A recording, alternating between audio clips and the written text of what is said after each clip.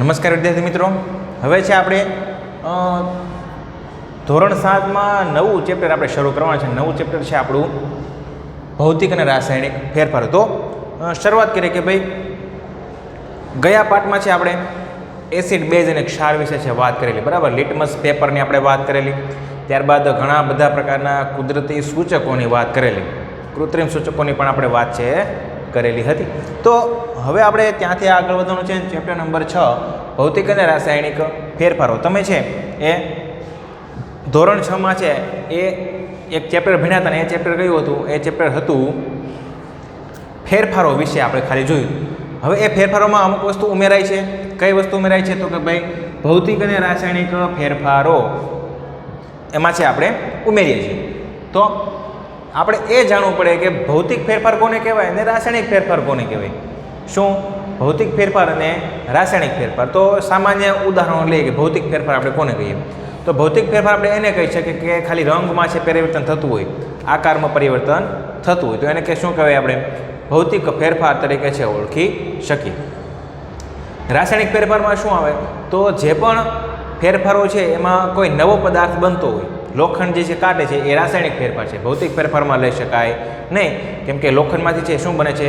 કાટ બને છે, એટલા માટે, બરાબર. એટલે એ બધી પ્રક્રિયા છે એ રાસાયણિક ફેરફાર તરીકે છે ઓળખવામાં આવે. તો આપણે છે એ શરૂઆત કરીએ કે ભાઈ ભૌતિક ગુણધર્મોમાં શાનો સમાવેશ થાય છે?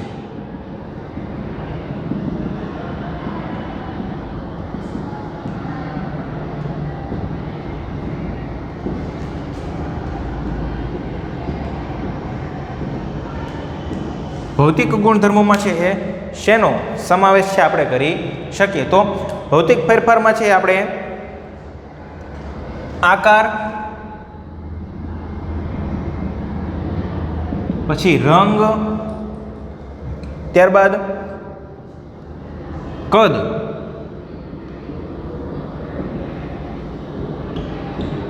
અને અવસ્થાનો સમાવેશ થાય છે. શેનો સમાવેશ થાય છે? મુખ્ય 4 વસ્તુ છે ને 4 વસ્તુ કઈ કઈ છે? તો પદાર્થના આકારમાં ફેરફાર થતો હોય, રંગમાં ફેરફાર થાય, કદ અને અવસ્થામાં. તો આટલી જે 4 વસ્તુ છે એમને ભૌતિક ગુણધર્મ તરીકે ઓળખવામાં આવે. શેના તરીકે? ભૌતિક ગુણધર્મ તરીકે છે ઓળખવામાં આવે. અને ભૌતિક ગુણધર્મોમાં જો ફેરફાર થાય તો તેને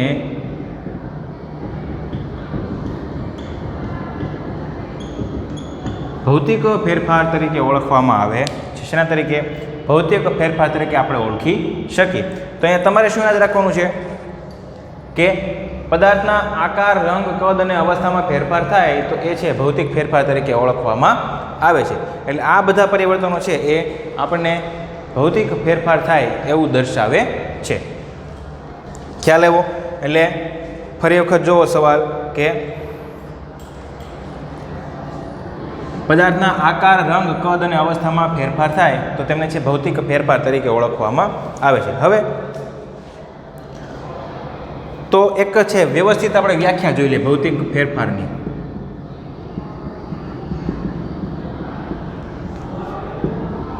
તો ભૌતિક ફેરફાર આપણે કોને કહીશું? તો જોઈએ કે જે ફેરફારમાંથી વસ્તુનો આકાર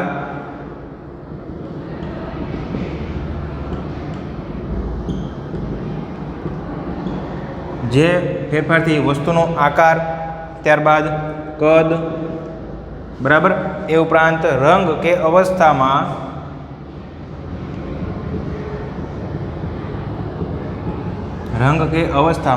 ફેરફાર થાય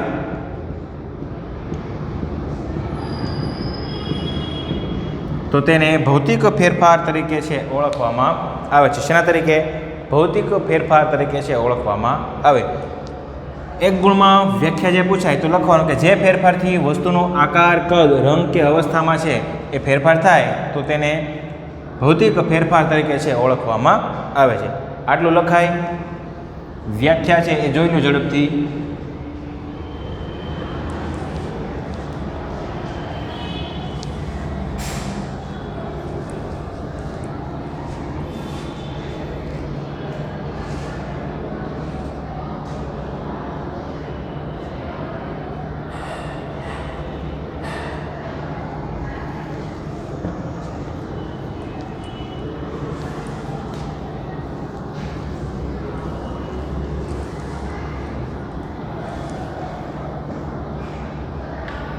હવે છે આપણે ભૌતિક ફેરફારની બહુ વાતો કરી, તો હવે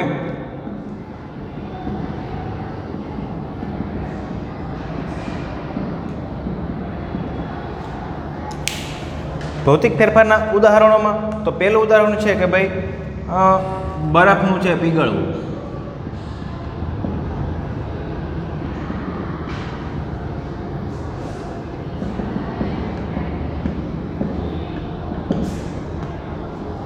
કાગળને છે એ વાળવો. તો ભૌતિક ફેરફારના ઉદાહરણમાં શું? બરફનું પીગળવું. તો બરફનું પીગળે છે તેમાં આકારમાં ફેરફાર થાય છે ઘન અવસ્થામાં હોય બરફ, તેમાંથી શેમાં? પ્રવાહીમાં છે એ જાય છે, એટલે આકારમાં ફેરફાર થયો તો ભૌતિક ફેરફારમાં આવી ગયું. ત્યારબાદ કાગળને છે વાળવું. તો કાગળને છે આપણે ગળી કરીએ, બરાબર, વાળીએ તો એમાં છે આકારમાં ફેરફાર થાય, બરાબર. ચોરસ કાગળ હોય તો વાળીએ તો લંબચોરસ થઈ જાય. તો એ રીતે છે તેમને કહેવામાં આવે છે ભૌતિક ફેરફારો. હવે સિમ્પલ ભાષામાં આપણે સમજીએ કે રાસાયણિક ફેરફાર કોને કહેવાય, તેમની આપણે વ્યાખ્યા છે જોવી પડે. તો જોઈએ વ્યાખ્યા.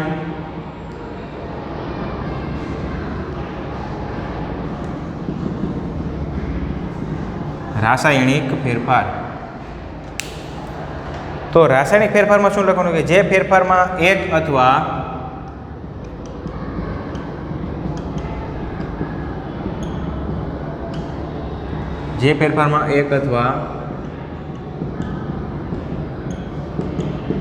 એક કરતાં વધારે નવા પદાર્થો બને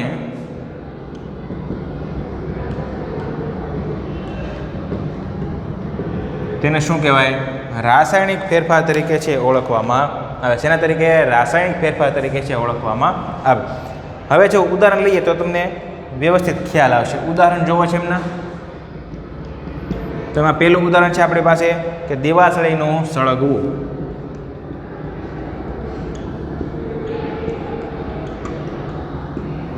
ત્યારબાદ છે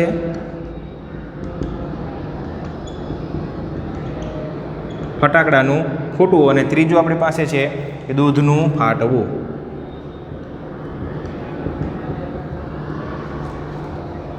જો વિગતવાર જોઈએ કે દેવાશયનું સળગવું. તો દેવાશય સળગે છે તો કેમ સળગે? તો દેવાશયના આગળના ભાગમાં જે રાસાયણિક પદાર્થ છે, રાસાયણિક પદાર્થ શું થાય છે? ગરમી મળતા સળગે અને વાયુમાં છે રૂપાંતર થાય છે. ત્યારબાદ ફટાકડા છે, ફટાકડામાં છે રહેલો ફોસ્ફરસ. તો આપણે જ્યારે પણ ફટાકડાની વાટ છે સળગાવીએ, બરાબર, તો સળગાવીએ તો એની સાથે દારૂખાનું છે ફૂટે છે. કેમ? તો રાસાયણિક ફેરફાર થાય એટલા માટે. અને દૂધનું ફાટવું, તો દૂધ છે ઘણી વખત શું થાય? બગડી જાય તો ફાટી જાય. કેમ ફાટે? તો રાસાયણિક ફેરફાર થાય છે એટલા માટે આ પ્રકારના પરિવર્તન છે જોવા મળે છે. એટલે તમને કોઈ જગ્યાએ પૂછાય કે ભાઈ ઉદાહરણ આપો, તો તમે આ રીતે ઉદાહરણ છે રાસાયણિક ફેરફારના દર્શાવી શકો.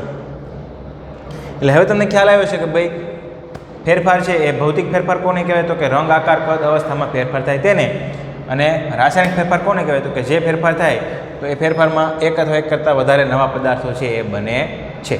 ભૌતિક ફેરફારમાં કોઈ નવો પદાર્થ બનતો નથી, જ્યારે રાસાયણિક ફેરફારમાં છે એ નવો પદાર્થ બને છે. આટલી વસ્તુ ખાલી છે તમારે યાદ રાખવાની છે. ઝડપથી છે વ્યાખ્યા એક વખત છે એ જોઈ લો.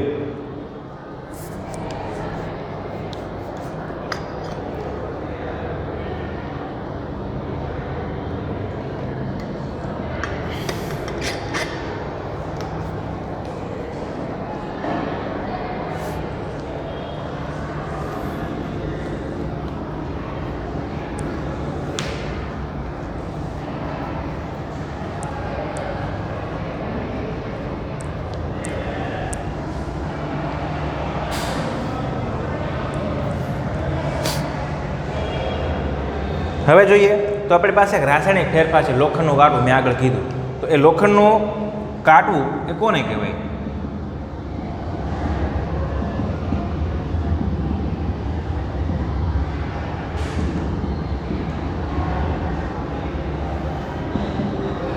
લોખંડનું કાટવું એટલે શું?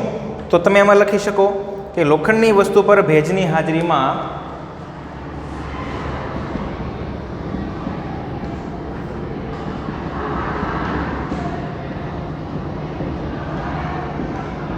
શેની હાજરીમાં? ભેજ, એટલે કે જે હવામાં જે પાણી રહેલું છે તે ભેજની હાજરીમાં ઓક્સિજન સાથે છે એ સંયોજાય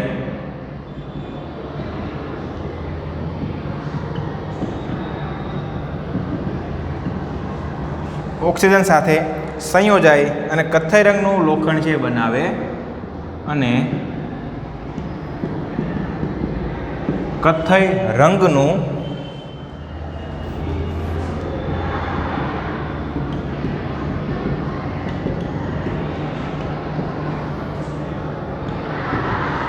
લોખંડનો ઓક્સાઇડ બને છે, જે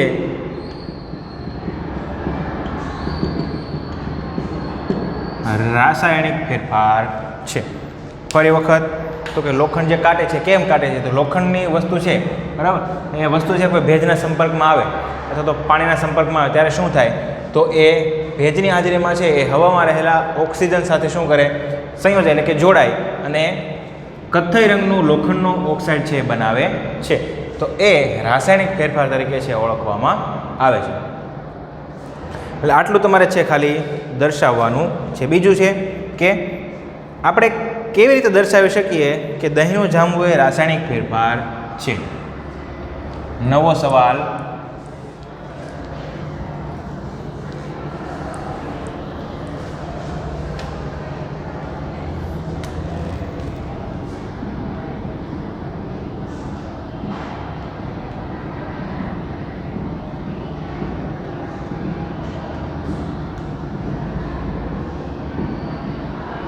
દહીંનું જામવું એ રાસાયણિક ફેરફાર છે અને કેમ?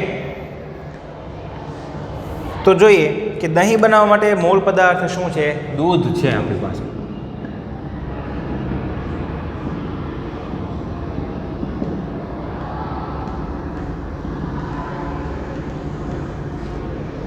દહીં બનાવવા માટે મૂળ પદાર્થ કયો છે? દૂધ છે, બરાબર. હવે દૂધમાં છે એ બેક્ટેરિયાની પ્રક્રિયાથી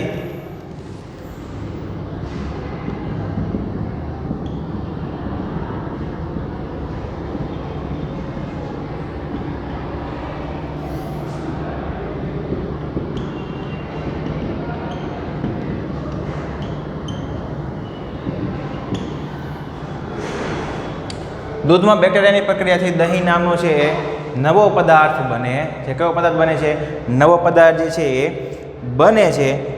દૂધ અને દહીં જુદા જુદા રાસાયણિક ગુણધર્મોવાળા પદાર્થો છે. દૂધ અને દહીં એ અલગ અલગ રાસાયણિક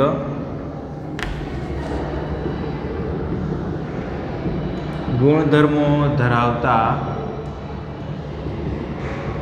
પદાર્થો છે. કેવા પદાર્થો છે? અલગ અલગ ગુણધર્મો ધરાવતા પદાર્થો છે. તેથી દહીંનું જામવું એ રાસાયણિક ફેરફાર. તેથી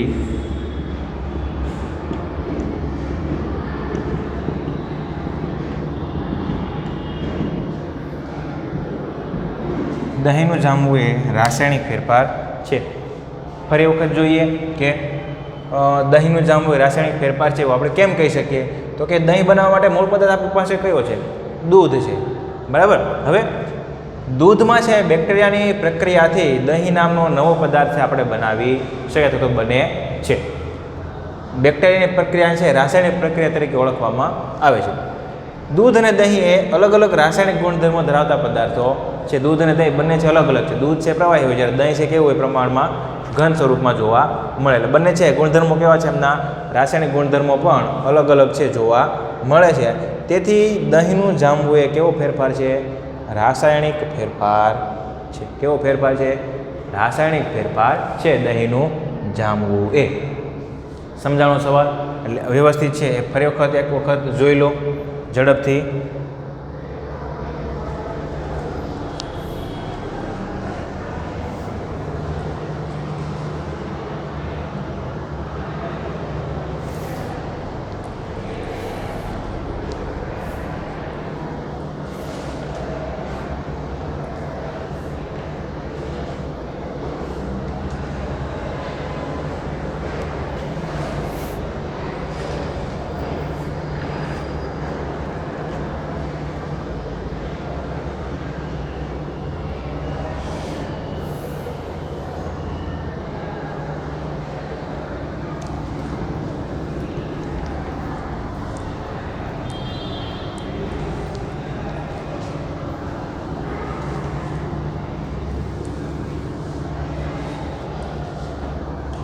હવે છે એક ગુણના અમુક સવાલ છે, જોઈ લે કે ફેરસ સલ્ફેટ કયા રંગનો પદાર્થ છે?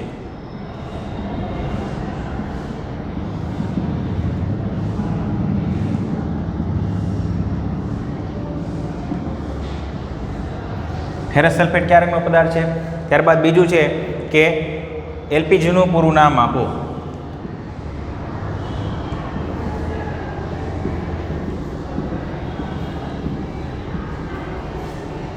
3 નંબર છે કે 1600 વર્ષ જૂનું સ્થાપત્ય લોખંડનું બનેલું હોવા છતાં તેને કાટ લાગતો નથી.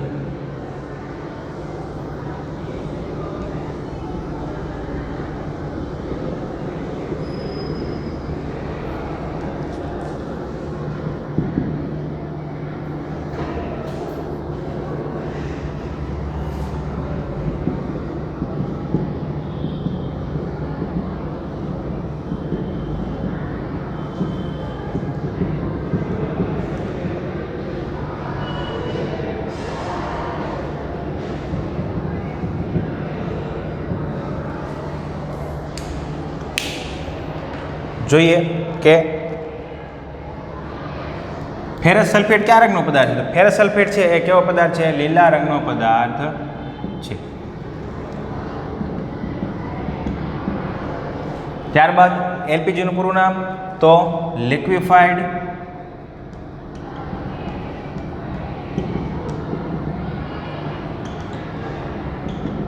Petroleum gas. Liquefied petroleum gas. હવે ક્યુ 1600 વર્ષ જૂનું સ્થાપત્ય લોખંડનું બનેલું હોવા છતાં એમાં કાટ લાગતો નથી. 1600 વર્ષ જૂનું જે લોખંડનું બનેલું સ્થાપત્ય છે એમાં હજુ પણ કાટ લાગતો નથી. તો આપણી ઘરે જે લોખંડની ગ્રીલો છે એ 2 મહિના સુધી કલર ન કરીએ તો તરત શું થાય છે? કાટી જાય છે. તો પહેલું તો 1600 વર્ષ જૂનું છે છતાં પણ કાટ લાગતો નથી. એવું સ્થાપત્ય કયું છે? એવું સ્થાપત્ય છે એ દિલ્હીનો કુતુબ મિનાર નજીક આવેલો લોહ સ્તંભ.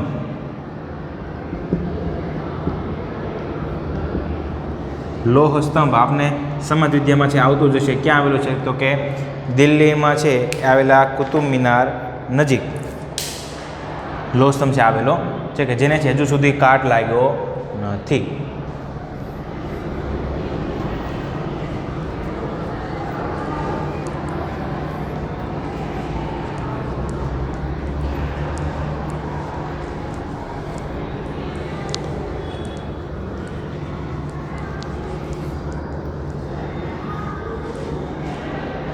હવે આપણે એક છેલ્લો સવાલ જોઈ લઈએ કે જે સવાલ છે એવો કે રાસાયણિક ફેરફાર દરમિયાન છે નવા પદાર્થો ઉત્પન્ન થાય તો બીજી કઈ ઘટનાઓ સાથે છે એ બને છે?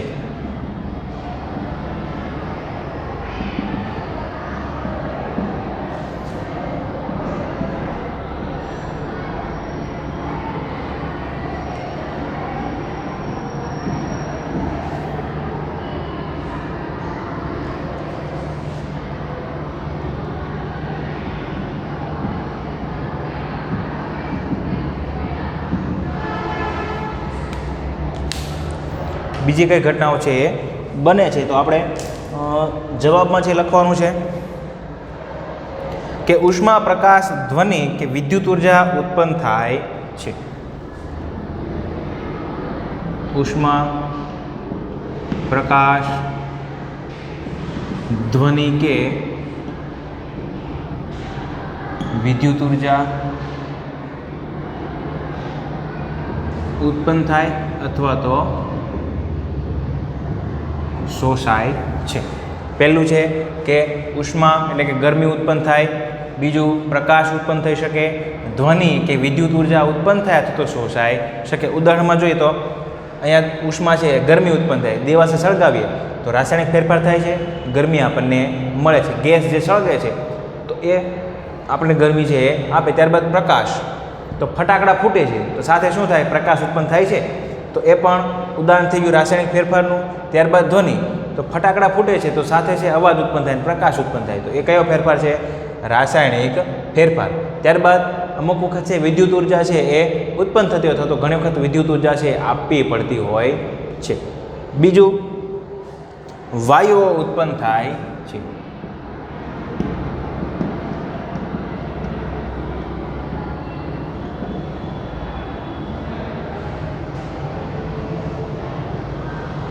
વાયુઓ ઉત્પન્ન થાય છે, એટલે કે ફટાકડા ફૂટે છે તો ધુમાડો ઉત્પન્ન થાય છે, દિવસે સળગે તો પણ ધુમાડો છે ઉત્પન્ન થાય છે. ત્યારબાદ રિક્ષાઓ વાહનોમાં છે એ જે બળતણ વપરાય છે આપણી ગાડીઓમાં, તો એ પણ શું ઉત્પન્ન કરે છે? ધુમાડો વાયુ છે ઉત્પન્ન કરે છે. એ એક પ્રકારનો શું છે? રાસાયણિક ફેરફાર ગણવામાં આવે છે. ત્યારબાદ છે કે રંગમાં ફેરફાર થાય.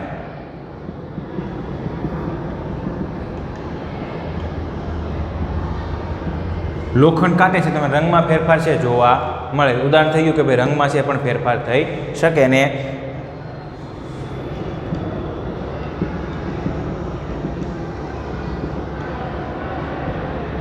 ગંધમાં પણ શું થાય છે?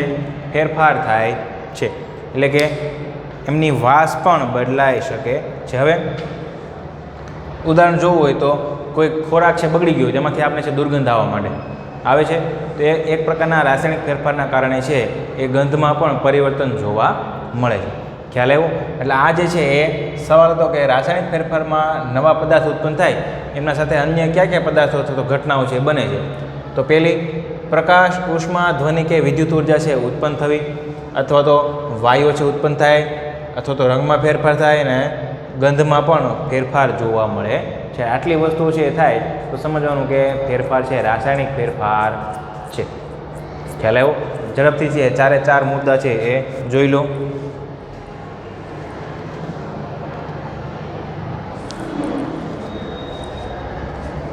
હવે છે અહીંયા અટકી અને આગળના પાઠમાં છે એ હજુ નવા સવાલ સાથે છે એ મળશું.